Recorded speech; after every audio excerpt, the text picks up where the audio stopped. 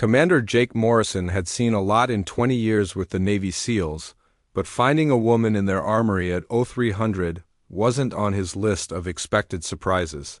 She sat cross-legged on the concrete floor, completely absorbed in field stripping a Barrett M82 50 caliber sniper rifle with the kind of fluid precision that only came from thousands of repetitions. He'd come down to retrieve gear for the morning briefing, but now he stood in the doorway, watching her work in the dim light. She wore civilian clothes, jeans, and a faded army t-shirt, her dark hair pulled back in a simple ponytail. Her hands moved across the massive weapon like a pianist's across keys, each movement deliberate and sure. "The armory's restricted," Jake said, his voice carrying the automatic authority of command. She didn't startle, didn't even look up. "I know, Master Chief Williams gave me access. Said I could use the facilities while I'm here for the joint training assessment." Jake moved closer, his curiosity overriding his annoyance at not being informed. The Barrett was disassembled into precisely organized components on a clean mat, and she was working on the bolt assembly with a level of care that bordered on reverence. "You're with the assessment team?" He'd been told to expect Army advisors, consultants evaluating SEAL sniper training protocols. He'd pictured desk officers and bureaucrats, not someone who clearly knew her way around a 50 cal. "Emma Caldwell. I'm here to observe your long-range program." She finally looked up, and Jake found himself meeting eyes that held the same quiet intensity he'd seen in his best shooters. "Master Chief mentioned you have concerns about the new curriculum changes. I have concerns about people who've never been downrange telling my snipers how to do their jobs." He didn't bother softening the edge in his voice. "No offense, none taken." Emma returned to her work, running a bore snake through the barrel with smooth, practiced pulls. "Though you might want to hold judgment until you know who you're talking to." Something in her tone made Jake pause. He'd spent 2 decades reading people, and this woman wasn't a desk jockey. The way she handled the weapon, the calluses on her hands, the slight tan line on her ring finger where a wedding band used to be, these were details that told stories. "Enlighten me then, what makes you qualified to assess my program?" Emma set down the cleaning rod and met his gaze directly. "Because I held the long-range kill record for 7 years before it was finally broken last month. 3,247 meters. Taliban commander in the Hindu Kush, 2016. Took me 4 days of stalking and 36 hours in position to get the shot. The number hit Jake like a physical blow. 3,247 meters. Over 2 miles. He'd heard rumors about that shot, whispered stories in the special operations community about a ghost sniper who de-eliminated a high-value target at an impossible distance. The details had always been classified, the shooter's identity buried under layers of secrecy. "That's not possible," he said, but even as the words left his mouth, he was reassessing everything about the woman before him. Wind was gusting 12 to 18 knots, temperature gradient of 40 degrees from ground to target altitude. Had to account for the Coriolis effect because of the distance.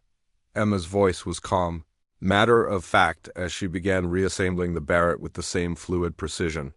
"I missed the first shot by 6 inches. Took me 20 minutes to reset, recalculate, and fire again. Second shot was center mass." Jake pulled up a crate and sat down, his command presence forgotten. "The Hindu Kush operation. That was you."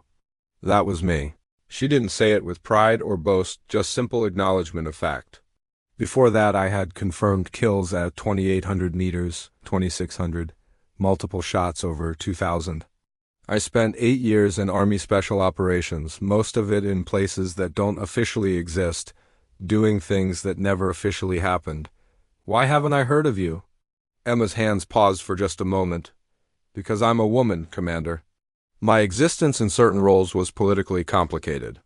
Easier to classify my operations at higher levels, keep my identity buried. The men I served with knew. The targets I eliminated are dead. That's what mattered." She finished reassembling the Barrett and performed a function check with the smooth efficiency of someone who could do it blindfolded. "I left active duty 2 years ago. Now I consult, train, assess programs like yours. The Army wants to integrate lessons learned from operations that were too classified to discuss while they were happening. Jake felt something shift in his understanding, like a puzzle piece finally clicking into place. The curriculum changes you're proposing, they're based on your methodology. On what worked for me, yes. And what worked for the shooters I trained before I left. Emma stood, cradling the Barrett with the ease of long familiarity. You've been teaching your snipers to think of extreme long-range shots as mathematical problems. They're not. They're conversations with the environment. You have to listen to what the wind is telling you, feel the air density. Understand that every variable is alive and changing. She moved to the range door and gestured for him to follow. The indoor range stretched 200 meters, pathetically short for the discussion they were having, but she led him to the observation booth where weather data and ballistic computers lined the walls. Your snipers are good, Commander. I've reviewed their qualification scores. But good isn't enough when you're taking shots that can change entire operations. She pulled up a training file on the computer, showing success rates at various distances. At distances over 1,500 meters, your success rate drops to 42%. You know what mine was? Jake waited, already knowing the answer would be humbling. 91%. Not because I'm superhuman, but because I was taught to become part of the shot instead of just calculating it. Emma turned to face him fully. That's what I'm here to teach your people, if you'll let me. Jake studied her for a long moment, his initial resistance crumbling under the weight of her credentials and the quiet confidence that came from proven capability rather than empty boasting. 3,247 meters, he said finally. What did it feel like?